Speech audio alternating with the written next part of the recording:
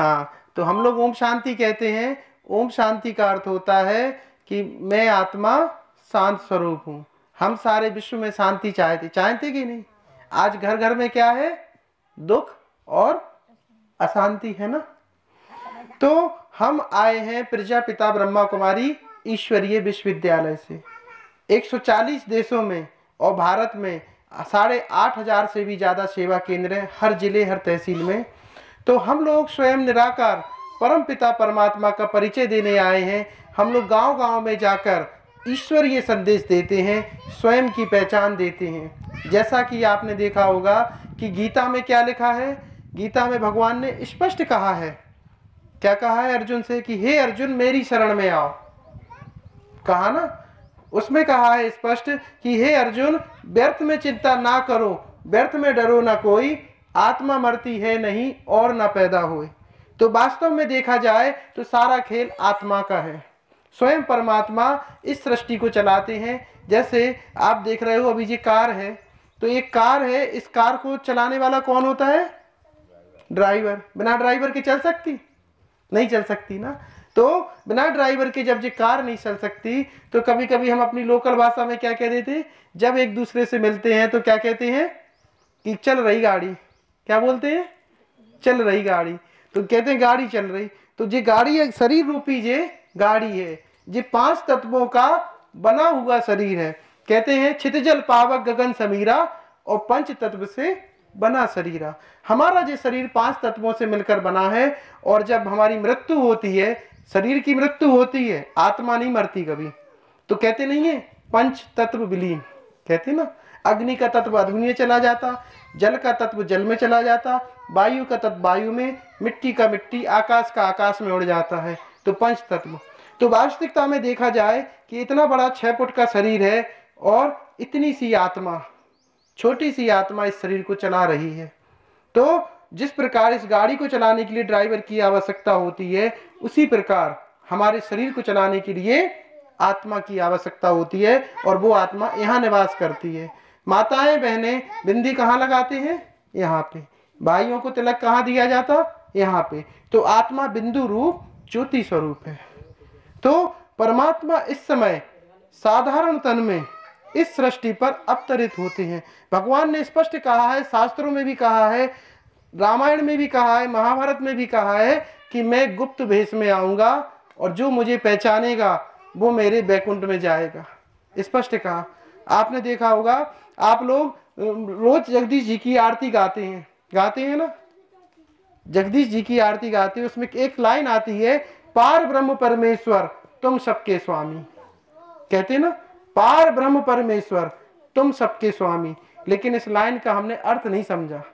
पार ब्रह्म मतलब इस पृथ्वी से, इस 5 तत्वों की दुनिया से जो पार है, प्रकृति से भी परे है, उस परमात्मा को ही हम लोग याद करते हैं। इसलिए पार ब्रह्म परमेश्वर तुम सबके, जो परमेश्वर है, जो बिंदु रूप ज्योति स्वरूप है, आज हम मंदिरों में भी उसकी पूजा करते हैं शिवलिंग के रूप में। आज भारत में आप जाइएगा, पूरे भारत के किसी भी कोने में चले जाइए, सबसे पुराने मंदिर आपको किसके मिलेंगे? शिव जी के मिलेंगे ना। आप किसी भी किले में चले जाओ, किसी भी मंदिर में चले जाओ, कहीं भी चले जाओ, सबसे पुराने मंदिर शिव के मिलेंगे। और हर देवी देवताओं के मंदिर में शिव का मंदिर जरूर होता ना। देखा है? तो वही परमात्मा शिव है, वही 12 ज्योतिर्लिंगम है, जो परमात्मा अपने वादे के मुताबिक इस सृष्टि पर अवतार लेते हैं। इसलिए उसको शिवरात्रि कहा जाता है। आप देखिए कि साल भर में केवल 2 रात्रि मनाई जाती है, एक शिवरात्रि और एक नवरात्रि। क्योंकि परमात्मा शिव अज्ञान रूपी अंधकार रूपी रात्रि में अवतार लेते हैं, अवतरित होते हैं। जो काम क्रोध लोभ मोह अहंकार हैं, जो 5 विकारों रूपी रावण हैं, उस रावण पर विजय पाने के लिए परमात्मा इस धरती पर अवतार लेते हैं। इसलिए शिवरात्रि मनाते हैं। नवरात्रि इसलिए मनाते हैं कि जिन भाई बहन और माताओं बहनों ने इस ईश्वरीय कार्य में मदद की है, परमात्मा के कार्य में मदद की है, तो उसकी यादगार है नवरात्रि। तो नवरात्रि का अर्थ होता है कि अशुद्धता से शुद्धता की ओर जाना। तो वही परमपिता परमात्मा, इनको हम प्यार से शिव कहते हैं। वो परमात्मा, जैसे आप सूर्य देखते हो ना, सूर्य की किरणें धरती पे पड़ती हैं, प्रकाश स्वरूप है। तो ऐसे ही परमात्मा भी प्रकाश स्वरूप है और वही परमपिता परमात्मा ज्योति बिंदु स्वरूप है। और इस समय सृष्टि पर अवतरित लेकर हमको फिर से वही सच्चा गीता का ज्ञान सुनाते हैं और हमको नई दुनिया में ले जाते हैं, जिसको स्वर्णिम दुनिया कहते हैं। आप देखिए कि सारी दुनिया को आप देखते हो कि चलाने वाला कौन है? भगवान, कहते हैं ना, ईश्वर, है ना। तो आपको कभी भी कोई चीज होती है तो क्या कहते हैं कि भगवान कराने वाला है, भगवान देखने वाला है, भगवान चलाने वाला है। लेकिन उस भगवान का हमको अभी उतना ज्ञान नहीं है। उसी परमात्मा का हम परिचय देने के लिए आपके सामने आए हैं कि जो कलयुग है, कलयुग की जो आयु दिखाई गई है, तो आप देखिए कि भगवान ने स्पष्ट कहा है कि कलयुग के अंत में भगवान का अवतार होगा। अब कैसा अवतार होगा ये हम समझ नहीं पाए। भगवान साधारण वेश में आया। आप देखिए लक्ष्मी नारायण जी की आरती में भी क्या कहते हैं? बूढ़ो ब्राह्मण बन के कंचन महल किए। एक लाइन आती है, बूढ़ो ब्राह्मण। परमात्मा एक साधारण मनुष्य के तन में उसको ब्राह्मण बनाकर उसके द्वारा कंचन महल करता, मतलब स्वर्णिम भारत को बनाता है। आपको एक छोटी सी कहानी सुनाते हैं। ये हमारे महाभारत की कहानी है कि कलयुग कैसे आएगा और कलयुग के बाद फिर क्या आएगा। उसके लिए आपको बहुत छोटी सी एक कहानी सुना रहे कि महाभारत का जब युद्ध खत्म हुआ था तो पांडवों ने भगवान से पूछा कि भगवान कलयुग कैसा आएगा। भगवान से पूछा कि कलयुग कैसा आएगा। तो उन्होंने कहा कि पांडव तो वैसे समझने वाले नहीं है। तो उन्होंने कहा कि इन 5 रास्तों पे चले जाओ, आपको मालूम चल जाएगा कि कलयुग कैसे आएगा। तो बड़े कौन थे? युधिष्ठिर। तो युधिष्ठिर थे, उन्होंने क्या देखा? एक हाथी की 3 सूंड। अब एक हाथी की 3 सूंड होती है, कभी देखी? नहीं देखी ना। तो एक हाथी की 3 सूंड होती देखी तो वो अचंभित खा गए। फिर दूसरे कौन थे? भीम। तो भीम ने क्या देखा कि एक कुएं का पानी 3 कुएं में जा रहा, लेकिन 3 कुएं का पानी एक कुआं नहीं भर पा रहा। मतलब एक कुआं का पानी 3 कुएं में जा रहा और 3 कुएं का पानी एक कुएं को नहीं भर पा रहा। फिर तीसरे कौन थे? अर्जुन। तो अर्जुन ने क्या देखा कि एक बड़ी गाय, जो बड़ी गाय है वो छोटी बछिया का दूध पी रही। कभी देखा आपने कि बड़ी गैया छोटी बछिया का दूध पीते हुए? नहीं देखा ना। तो ये कलयुग की निशानी है। चौथा देखा एक बहुत सुंदर पक्षी जिसके पंखों पे वेदों के मंत्र लिखे, टीका लगाए, तिलक लगाए, माला भी पहने और तामसिक भोजन का भक्षण भी कर रहा। 5 में कौन थे? सहदेव। चौथे नकुल, 5 में सहदेव। तो सहदेव ने क्या देखा कि एक बड़ा पत्थर ढड़कता हुआ आ रहा है और एक तिनके के सहारे सद गया है। तो जब ये दौड़ते हुए आए प्रभु के पास तो भगवान तो मुस्कुरा रहे थे। तो भगवान से पूछा कि भगवान, मैंने विचित्र चीजें देखी हैं, इसका अर्थ क्या है? तो उन्होंने कहा कलयुग इन 5 रूपों से ही आएगा। आप देखिए तो 5 रूपों का जी अर्थ हम आपको समझाएंगे, जो प्रैक्टिकल में आज घर घर में उन चीजों को आप देख सकते हो। पहला है एक हाथी की 3 सूंड। एक हाथी की 3 सूंड का अर्थ होता है कि मनसा, वाचा और कर्मणा। रामायण में दिखाया कि रघुकुल रीत सदा चरी आई और प्राण जाए पर वचन ना जाए। और आज के मनुष्य कैसे हो गए कि प्राण बच जाए और सब चले जाए। प्रैक्टिकल में देख रहे हैं। भगवान ने वचन के पीछे, दशरथ जी ने प्राण छोड़ दिए लेकिन लौट के अयोध्या नहीं गए, 14 वर्ष का वनवास काट के ही गए ना। तो ऐसे ही आज के मनुष्य कैसे हो गए कि वचन सब चले जाएं बस प्राण बच जाए। तो ये कलयुग की निशानी है। एक गांव की नहीं, एक घर की नहीं, एक शहर की बात नहीं है, ये आज घर घर की बात है।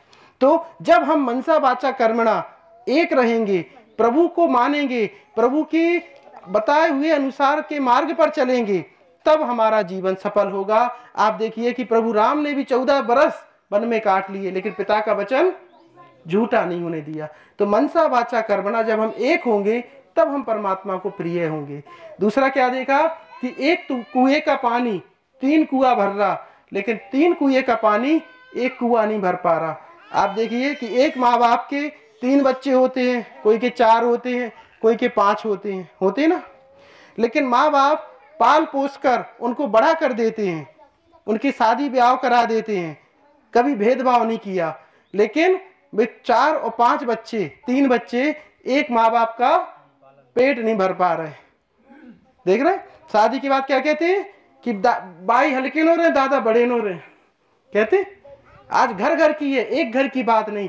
तो ये कलयुग की निशानी है। क्या है कि एक माँ बाप का पेट नहीं भर पा रहे। तो प्रैक्टिकल में देख रहे हैं ना, घर घर की कहानी है, ये कलयुग की निशानी है। तीसरा देखा कि एक बड़ी गाय छोटी बछिया का दूध पी रही। तो बड़ी गाय का अर्थ है कि कलयुग में माता पिता बेटी और भानजन के घर का खाने लगेंगे। खाते थे पहले? नहीं खाते थे ना। और बेटियां कमा रही हैं और माँ बाप उनकी तनख्वाह से उनके घर पे रह रहे हैं। देखा आपने प्रैक्टिकल। तो आज के समय में क्या हो रहा कि बड़ी गैया छोटी बछिया। तो पहले कहते थे कि अगर एक गांव की बेटी होती थी वो पूरे गांव की बेटी होती थी। एक भले कोई भी समाज के हो, लेकिन एक तो उस गांव का पानी नहीं पीते थे। आज क्या कर रहे हैं कि बेटी के घर का ही खा रहे हैं। तो ये कलयुग की निशानी है, प्रैक्टिकल में आप देख रहे हो। चौथी बात क्या देखी, एक सुंदर पक्षी। आज का मनुष्य क्या है कि मंदिर भी जा रहा, पूजा पाठ भी करा रहे, भागवत करा रहे, सब करा रहे, गांव में हर चीज कर रहे। मंदिर के टाइम मंदिर गए, फिर घर पे आके अपने वही कर्म कहते हैं पार्टी होने दो। क्या होते हैं? पार्टी होने दो कहते। मंदिर भी जा रहे, भगवान को तो मान रहे, कसम खा के बैठे कि हम भगवान की नहीं मानेंगे, और भगवान को वही प्रिय है जो भगवान की मानेंगे।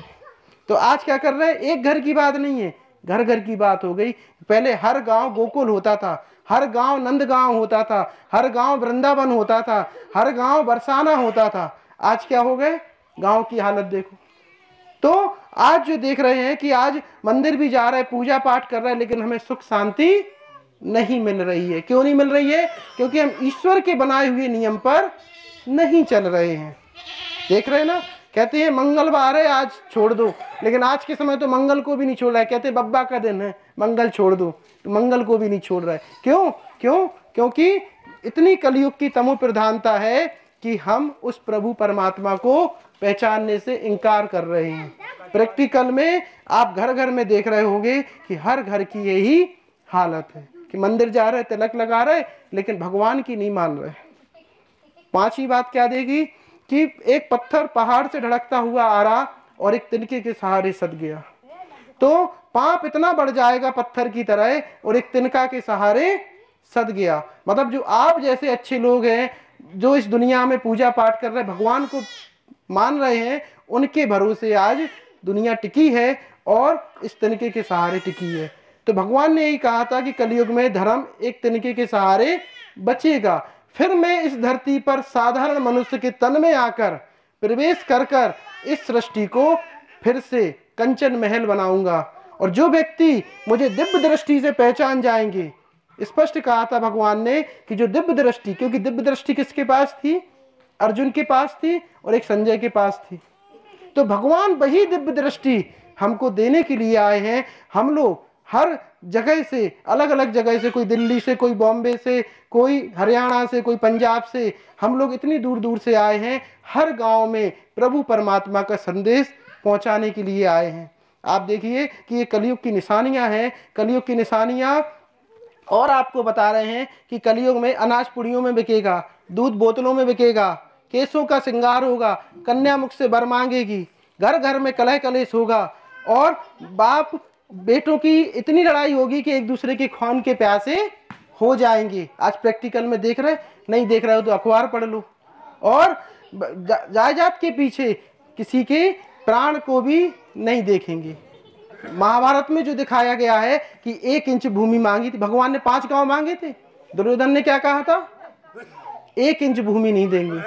तो वही बात आप प्रैक्टिकल में देख रहे हैं, फिर भी हम इस चीज को नहीं समझ रहे हैं। वास्तविकता में प्रभु परमात्मा साधारण मनुष्य के तन में, अर्जुन के मतलब जिस व्यक्ति को वो आते हैं उसको अर्जुन बनाकर फिर से इस दुनिया को नया भारत बनाते हैं। उसका कार्य हम जैसे लाखों भाई बहनें, जो बहनें हैं, इन्होंने पूरा जीवन ईश्वर को दिया है। ऐसी 80,000 बहनें हैं जो देश और विदेश में सेवाएं कर रही हैं। इसीलिए हम लोग परमात्मा का परिचय देने के लिए गांव-गांव में आते हैं। तो हम आपसे यही चाहते हैं कि प्यारे भाइयों और बहनों, उस प्रभु परमात्मा को पहचानो। वो परमात्मा इतना दयालु है, इतना कृपालु है कि हम पे हमेशा दया करता है, लेकिन हम अपनी बुद्धि को अपनी दिव्य आंखों से देख नहीं पाते, क्योंकि इन आंखों से उसको नहीं देख सकते। उसको देखने के लिए हमको दिव्य दृष्टि चाहिए, आत्मिक ज्ञान चाहिए। तो वही आत्मज्ञान आपको इस संस्था में मिलेगा, और परमात्मा पिता का सत्य परिचय है वो भी आपको यहाँ मिलेगा। क्योंकि हम जिस तरह इस प्रभु परमात्मा को याद करेंगे, उससे हमारे जीवन को सुख शांति मिलेगी, और घर घर में सुख शांति होगी। जो हमारे घर में कलह कलेश हो रहे हैं, जो घर घर में लड़ाई झगड़े हो रहे हैं, सास बहू के झगड़े, पिता पुत्र के झगड़े, जायदाद के झगड़े, इन झगड़ों से भी आपको मुक्ति मिलेगी। क्योंकि आध्यात्मिक जीवन को जितना हम अपने जीवन में उतारेंगे, एक व्यक्ति कहाँ से जुड़ा है? घर से। घर कहाँ से जुड़ा है? गांव से। गांव कहाँ से जुड़ा है? शहर से। शहर कहाँ से जुड़ा है? राज्य से, राज्य देश से। तो एक व्यक्ति अगर अपने को खुद बदलने का सोचे, तो पूरा देश, पूरा भारत, पूरी दुनिया स्वर्णिम भारत बन जाएगी। और वही प्रभु परमात्मा का संदेश है कि गुप्त भेष में आए हुए प्रभु परमात्मा को पहचानो और अपना जन्म जन्मांतर का भाग्य बनाओ। आप देखिए कि माताएं बहनें हर साल कार्तिक अनाती, कार्तिक का महीना आता, और पुरुषोत्तम का महीना कब आता है? 3 साल में एक बार आता है। पुरुषोत्तम का महीना आता ना, जानते हो पुरुषोत्तम का महीना? पुरुषोत्तम का महीना नहीं जानते जो माताएं बहनें करती हैं? 3 साल, लौड़ का महीना बोलते उसको। क्या बोलते हैं गांव की भाषा में? लौड़ का महीना। तो माताएं बहनें नहाती हैं, शिव जी की पूजा करती हैं, और शिव जी की पूजा करती ना, तो उसको क्या बोलते हैं? हिंदी की भाषा में पुरुषोत्तम का महीना बोलते हैं। और उस महीने की शिव जी की पूजा होती है, बहुत रहस्य है उस महीने के। तो वही ये संगम युग चल रहा है, और यही वो पुरुषोत्तम युग चल रहा है कि जब परमात्मा इस पुरुषोत्तम संगम युग पर आकर फिर से, क्योंकि वो महीना कैसा पड़ता है आपको मालूम होगा कि जैसे 2 कार्तिक पड़ते हैं तो 15 दिन कार्तिक के निकल जाएंगे, फिर वो लौड़ का महीना, पुरुषोत्तम का महीना चालू होगा, और फिर वो 1 महीना चलेगा। फिर उसके बाद तो 2 कार्तिक कहते हैं, 2 कार्तिक हुए या फिर 2 कुछ हुआ, तो वही ये पुरुषोत्तम का महीना चल रहा है। यही वो पुरुषोत्तम बनने का समय है, पुरुषों में उत्तम बनने का समय है। यही वो समय है जब परमात्मा पिता हमको अज्ञान की नींद से जगाने के लिए आ रहे हैं, और हमारे जीवन में और घर घर में सुख शांति हो जाएगी। तो आप प्यारे भाइयों बहनों, माताएं बहनें, सभी से निवेदन है कि आप लोग जितना समय मिले, हमारी ये बहनें आएंगी आपके गांव में, हम लोग तो अभी प्रचार करने आए हैं, और ये बहनें आएंगी तो आप थोड़ा समय निकाल कर 1 घंटा, 24 घंटा होते ना, हम आरती गाते हैं, क्या कहते हैं?